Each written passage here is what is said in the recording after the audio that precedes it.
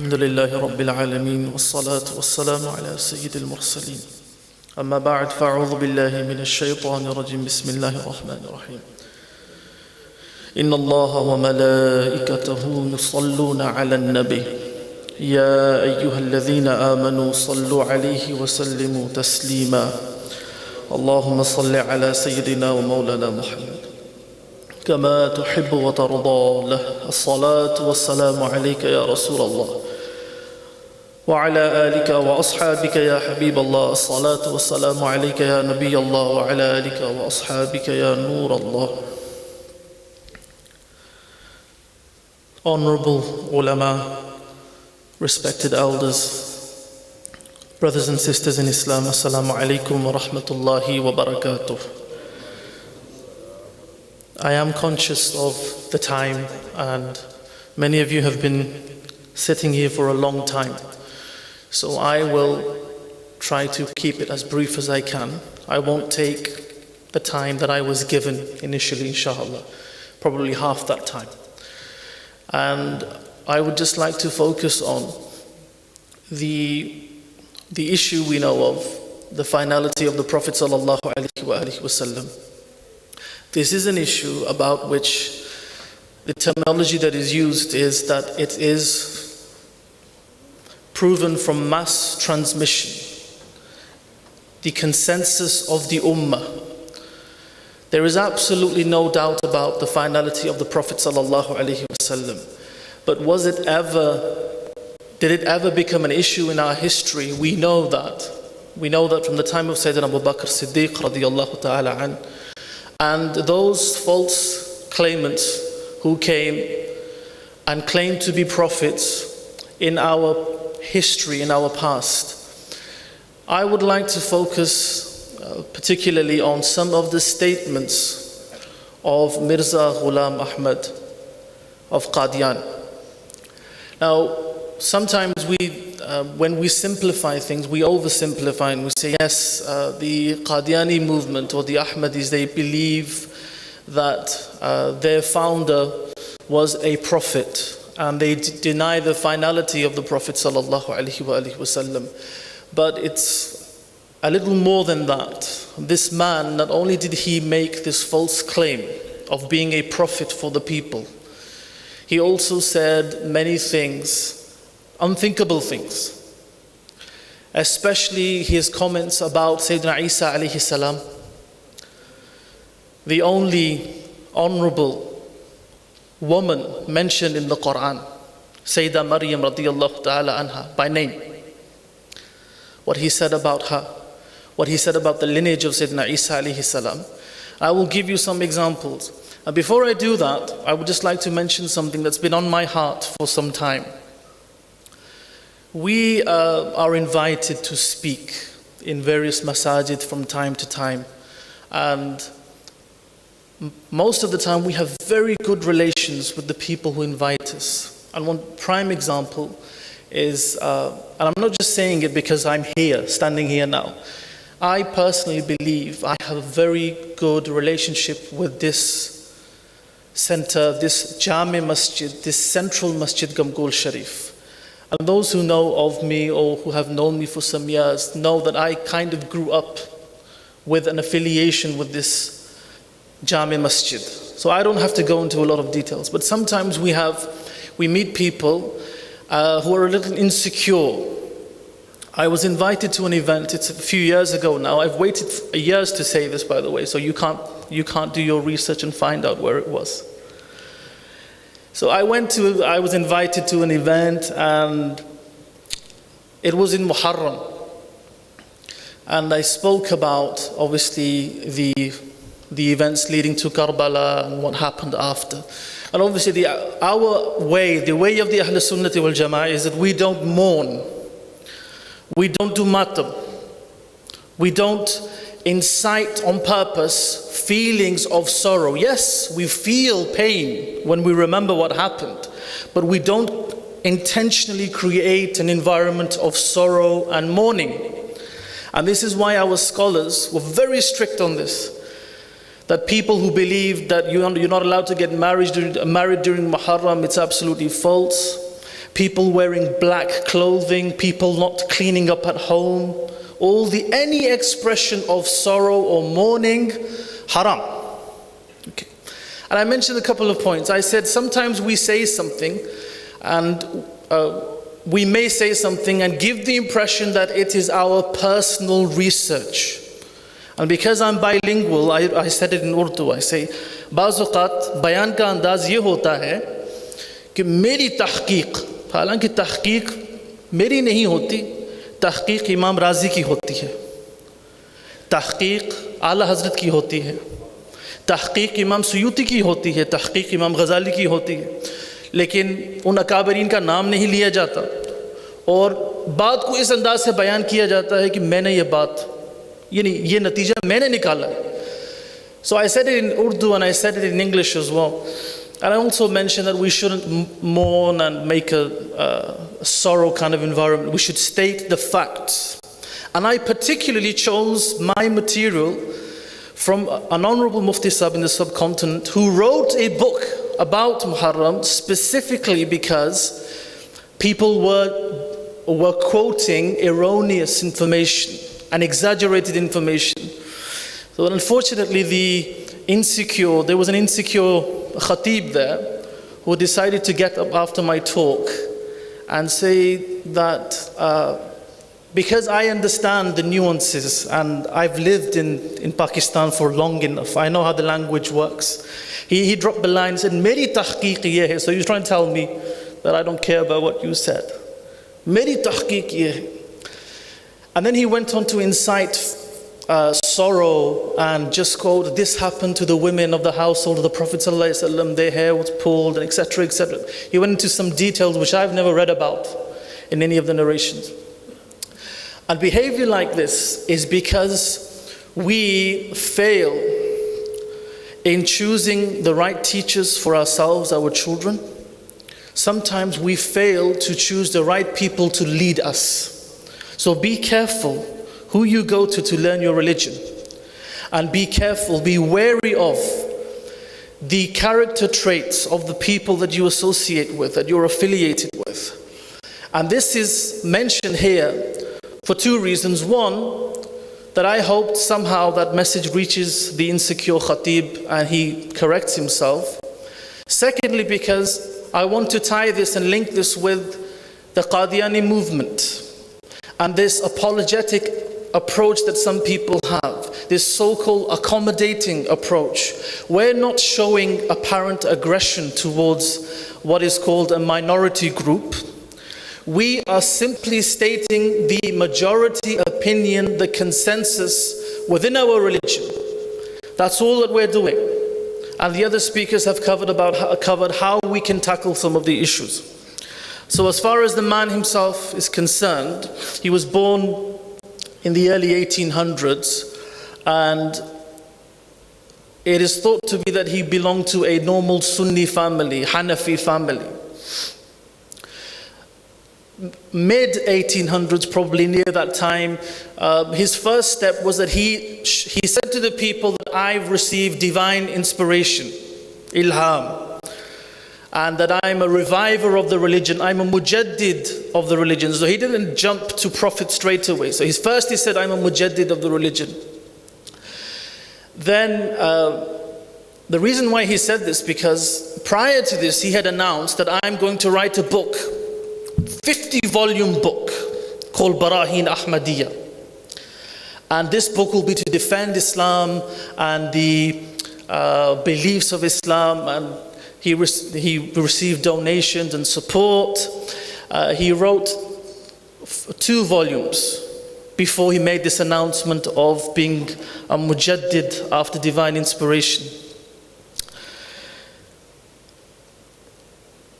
And then he had written 4 volumes of this book. He was still claiming to be a Sunni. In some of his Izala Awham, he writes that I believe in all the core beliefs of Islam and the finality of the Prophet ﷺ. So he was still okay until that stage. But then there came a stage when he wrote his 5th volume of Barahin Ahmadiyya, where I quote, he says this: "How futile and false is this belief that it is deemed that after the Prophet sallallahu alaihi wasallam, the door of divine revelation has closed forever until the day of judgment. And there is no hope for it until the day of judgment." So this was the beginning of his deviation towards his false claim of being a prophet. Then he came clean and he claimed to be a prophet. He managed to convince some of his followers because he did have a way of talking and debating. This is what people, Musaylama had this as well. Some people have this eloquence, this way of talking, and they're able to influence others. To such an extent that he challenged the Ahl Sunnati wal Jama'ah, and the likes of Pir Meher Ali Shah Sahib stood firm and waited for him in Lahore where Mirza was a no-show. He didn't turn up. And Pir Meher Ali Shah Sahib, as well as other scholars, Pir Meher Ali Shah Sahib I mentioned because of this incident of the debate that he did not attend. And Pir Meher Ali Shah Sahib, obviously we know he wrote Sayf Chishtiyai, and that sword of the Chishti Tariqah severed the beliefs of Mirza. He was not able to recover. He wrote a tafsir of Surah Al-Fatiha called Ijazul Masih. And that tafsir was analyzed. And all the mistakes of Nahu, of Adab, of Balagha, all the Arabic and other mistakes from other sciences were identified, and the erroneous nature of his writing became apparent to the people. So he was refuted in his time. He was refuted, but obviously he did not change his stance, he did not change his opinion. Now what did he say? This is what I'm going to quote to you now. And what I'm going to quote to you, I'm not going to pretend that I went and I read every single book of his, and I've got a collection of his books at home. I don't have space for it, to be honest with you. But what I'm going to quote to you is simply what Sadr al-Sharia Badr al-Tariqa Mufti Amjad Ali Azami alayhi rahmah has mentioned in his Kitab al-Aqa'id, in his first part of his encyclopedia of fiqh, Bahar al-Sharia. He basically quotes what Mirza said, the different things that he said. And I will only mention a few of them because of time. And this will give you an idea of what kind of man he was.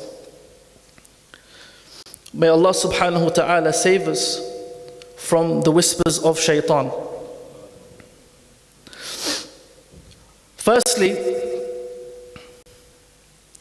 it is important to remember that he was a man who worked for his cause, and he wrote over 80 books. He had a collection. He collected some of his rasail in what he called the Ruhani Khaza'in. Some of his books I've mentioned already to you, Izalay Awham, Kishti and Nuh, he wrote this as well. And Anjame Atom, he wrote that, some references from there. I would like to start with the fact that he chose some verses of the Quran that were about the Prophet sallallahu alaihi wasallam, and he said they're about me. Which verses of the Quran? وَمَا أَرْسَلْنَاكَ إِلَّا رَحْمَةً لِلْعَالَمِينَ. We sent you not but as mercy for all the worlds. He said that refers to me. And this is in his Anjam, this is quoted in his book. Also, the statement of Sayyidina Isa alayhi salam, when Sayyidina Isa alayhi salam said, وَمُبَشِّرًا بِرَسُولٍ يَأْتِي مِن بَعْدِ اسْمُهُ أَحْمَدٍ, that I give glad tidings of the messenger who will come after me, his name will be Ahmad. He said, that Ahmad is me. So he's doing tahrif of the Quran. Verses that were about the Prophet ﷺ, he made this claim, these verses are about me. So it wasn't just a man who said, I'm a prophet after the Messenger of Allah sallallahu alaihi wasallam, he was saying a lot more than this, and it's documented and it's quoted from his books. And when someone writes something, they've got nowhere to hide. So those who opened the door for him, so when Qasim Nanotwi wrote what he wrote, nowhere to hide. You've written it now. So if someone who does not even speak the language and is possibly reliant on one who translates for him, who has possibly an allegiance to the movement that the erroneous scholar belongs to, if he says something about the ibara, it doesn't mean anything to us. This is not an authority for us. When a problem arose in the subcontinent, the scholars of the subcontinent tackled it directly. Who understood the nuances of the language and the contextual understanding of the language and the people of the language? When a mufti goes to another country, he consults with the scholars or the muftiyani kiram of that region before he gives a verdict of his own. So someone who does not even know the language and is reliant on the translation of another who may be biased cannot be considered to be an authority in explaining or giving a verdict about what is said erroneously, or written rather. Now this is something that will shock you now. Prepare yourselves. This is written in his books. In Dafi'ul Bala, which is a book written by Mirza, he quotes, he says, Allah has said this to me. Mirza is saying, Allah has said this to me. What has Allah said to him? Listen. He says, Allah has said to me, Anta minni bi manzilati awladi. He says, Allah has said to me that you to me, you are in place of my offspring, my children. So not only is he ascribing children to Allah subhanahu wa ta'ala, or calling himself a child of Allah subhanahu wa ta'ala, he is saying Allah has said this to him. And he says, but the whole line is Anta minni wa ana minka. You are from me and I am from you. He actually wrote this in his book.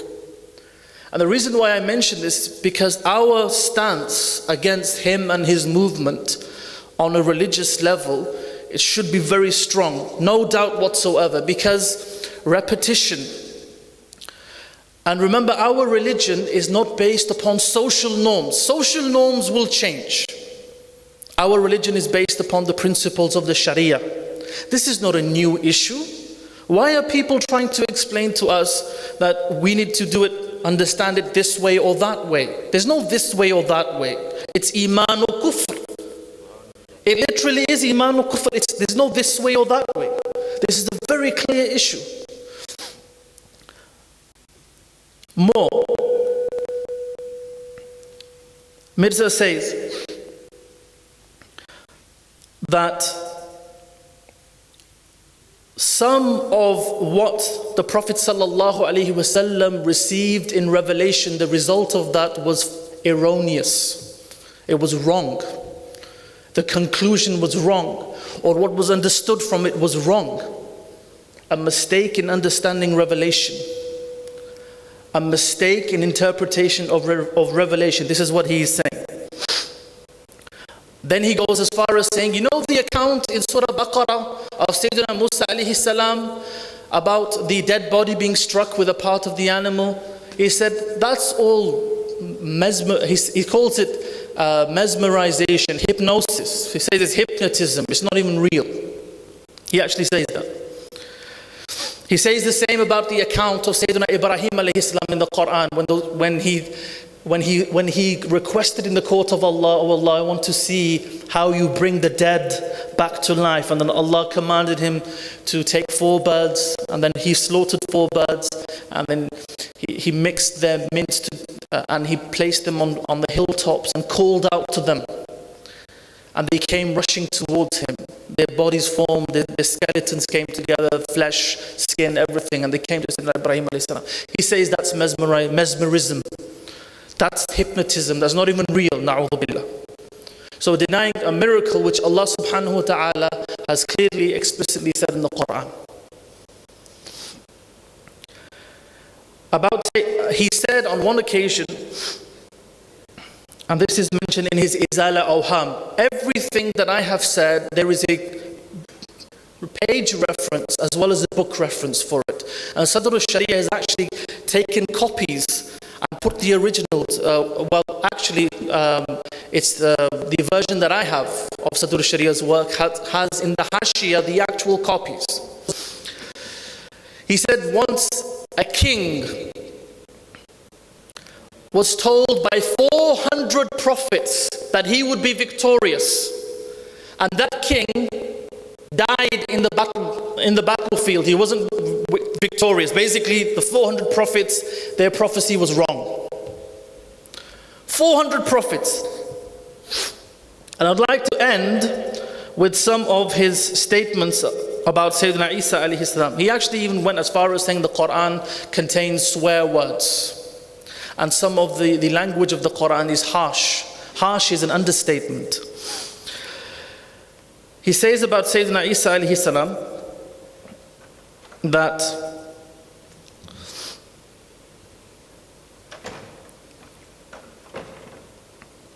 Isa alayhi salam, comparing himself to Isa alayhi salam, he says, one who is better and more excelled than him has now come. So he said that Isa alayhi salam is referred to as the Masih. He said he refers to himself as a greater Masih than Isa alayhi salam. And this is mentioned in his book Ma'yar. He also mentioned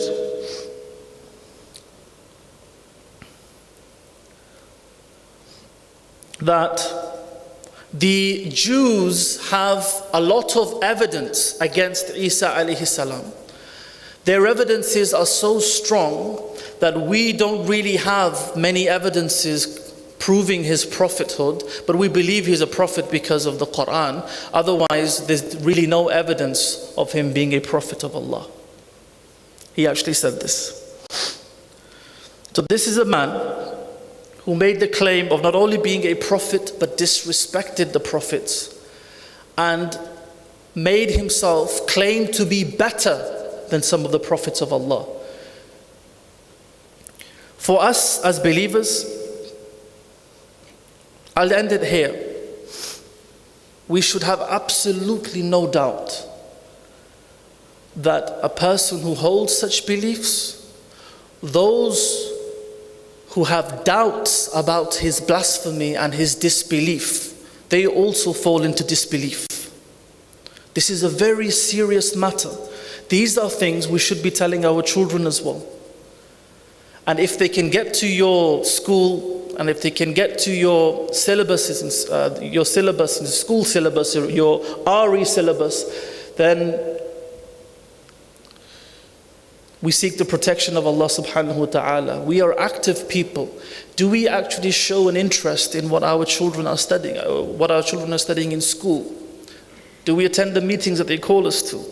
Do you know that they are trying to teach 5-year-olds that it's okay to have 2 mummies and it's okay to have 2 daddies? You know what is meant by that? We're not saying that there's going to be an uproar and aggression against what this country allows. We're not saying this. But we have a right to practice our religion. And we have a right to tell the school, I cannot teach my child something which goes against his beliefs. I cannot allow for him to be taught or her to be taught something which contradicts beliefs. But we're all apologetic. If you don't mind, why if you don't mind? Just say, he cannot be taught something which is against his religion, but we don't even know what they're being taught. And I actually attended a meeting like this.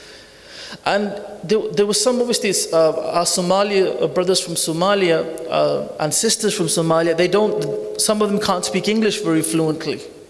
And you could tell. And they had a Muslim teacher there trying to say, it's okay, you can teach them that. And the words were, only God judges, We can't judge people. That was the argument that was presented. And obviously I wasn't going to stay quiet after that. So we have to show responsibility in our affairs. And the Katm-e-Nabuwat issue is a core issue. It's a serious issue. This is why you've been sitting here for a long time.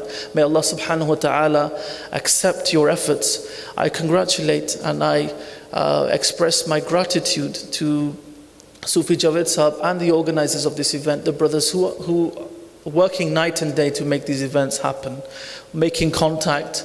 And when we miss the calls, they call us again and make sure that the message is delivered.